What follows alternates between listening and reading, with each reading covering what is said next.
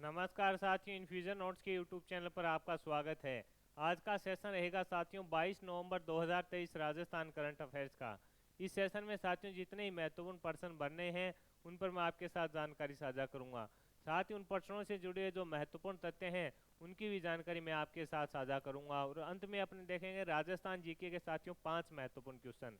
आपको एक ही सेशन के अंदर राजस्थान करंट अफेयर्स मिलता है, साथ ही राजस्थान जीके के भी महत्वपूर्ण प्रश्न मैं आपके साथ शेयर करता हूं। सेशन पसंद आए तो इसे लाइक व शेयर जरूर कीजिएगा। इन्फ्यूजन नोट्स के यूट्यूब चैनल को लाइक और सब्सक्राइब कीजिएगा और अपने दोस्तों में भी इसे शेयर कीजिएगा।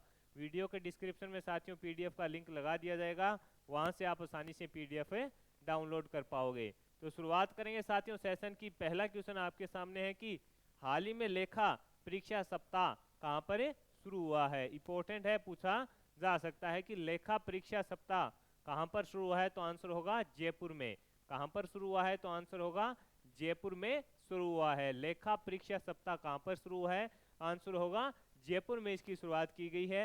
राजस्थान अंतर्राष्ट्रीय केंद्र जालना में इसको शुरू किया गया है। राजस्थान अंतर्राष्ट्रीय केंद्र जालना उसमें उसको शुरू किया गया है। इसके मुख्य अतिथि कौन थे, तो मुख्य अतिथि थे लोकायुक्त प्रताप सिंह, प्रताप कृष्ण लोहरा। प्रताप कृष्ण लोहरा इसके प्रमुख मुख्य अतिथि थे। यानी आपसे पूछे कि लेखा परीक्षा सप्ताह कहां पर शुरू हुआ है, तो आंसर होगा जयपुर में। जयपुर में कहा, राजस्थान अंतर्राष्ट्रीय केंद्र जालना में इसकी शुरुआत की गई है। मुख्य अतिथि लोकायुक्त प्रताप कृष्ण लोहरा थे। इंपॉर्टेंट है, पूछा जा सकता है आपसे। आगे बढ़ेंगे साथियों, अगले क्वेश्चन पर बात करेंगे। अगला क्वेश्चन आपके सामने है डिजिटल बाल मेला। डिजिटल बाल मेला और यूनिसेफ के तत्वाधान में जयपुर के जवाहर कला केंद्र के शिल्पग्राम में बाल मेले का आयोजन कब किया गया।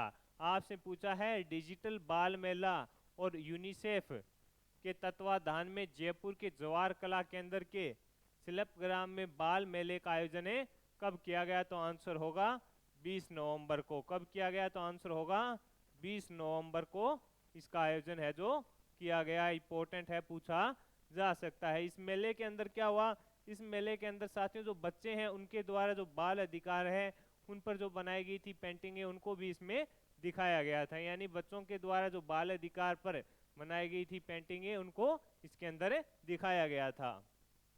आगे बढ़ेंगे साथियों, अगले क्वेश्चन पर बात करेंगे।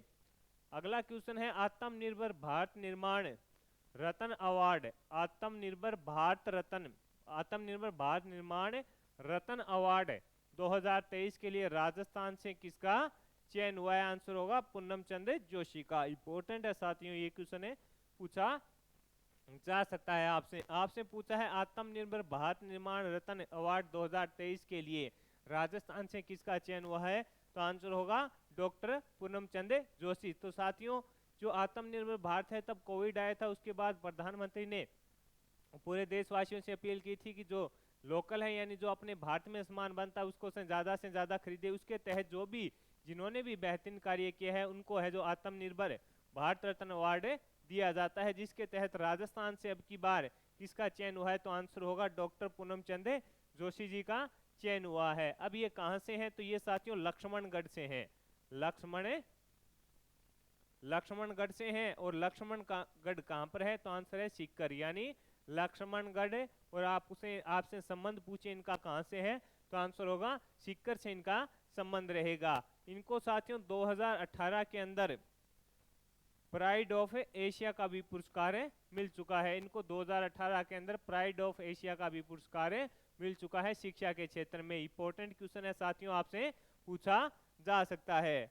आगे बढ़ेंगे, अगले क्वेश्चन पर बात करेंगे। अगला क्वेश्चन आपके सामने है नेशनल साइंस म्यूजियम थाईलैंड में हो रहे harmony world puppet robot innovation festival 2023 में किसका चयन हुआ है, तो आंसर होगा अमित तंवर।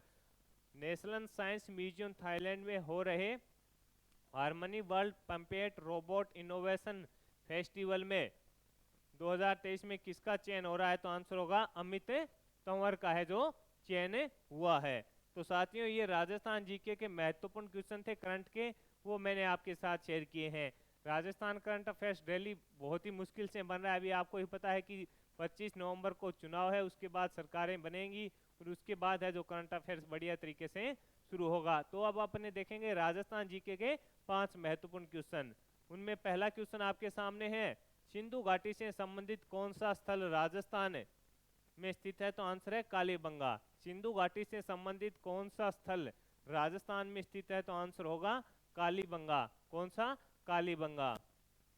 आगे बढ़ेंगे, अगला क्वेश्चन है साथियों आपके सामने, किस इतिहासकार ने कालीबंगा को सिंधु घाटी साम्राज्य की तीसरी राजधानी कहा था? तो आंसर होगा दशरथ शर्मा जी के द्वारा। किसके द्वारा कहा गया था? आंसर होगा दशरथ शर्मा के द्वारा तीसरी राजधानी कहा गया था। आगे है साथियों, दोहरी रक्षा परशुवीर के साक्ष्य राजस्थान की किस सभ्यता से प्राप्त हुए हैं? आपसे पूछा गया है दोहरी रक्षा परशुवीर के साक्ष्य राजस्थान के किस सभ्यता से प्राप्त हुए हैं? तो आंसर होगा कालीबंगा। कालीबंगा सभ्यता से प्राप्त हुए हैं, पूछा जा सकता है साथियों। कहां से प्राप्त हुए हैं? तो आंसर होगा कालीबंगा से प्राप्त हुए हैं। आगे बढ़ेंगे, अगला क्वेश्चन आपके सामने है, कालीबंगा क्षेत्र से कितनी अग्नि वेदिकाएं प्राप्त हुई? मोस्ट इंपोर्टेंट क्वेश्चन है साथियों, कई बार पूछा जा चुका है। आंसर होगा 7 अग्नि वेदिकाएं प्राप्त हुई है। कालीबंगा क्षेत्र से कितनी अग्नि वेदिकाएं प्राप्त हुई है? आंसर होगा 7 अग्नि वेदिकाएं प्राप्त हुई है।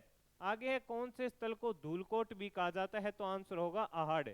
कौन से स्थल को धूलकोट भी कहा जाता है? तो आंसर होगा आहड़ है, उसको धूलकोट भी कहा जाता है साथियों।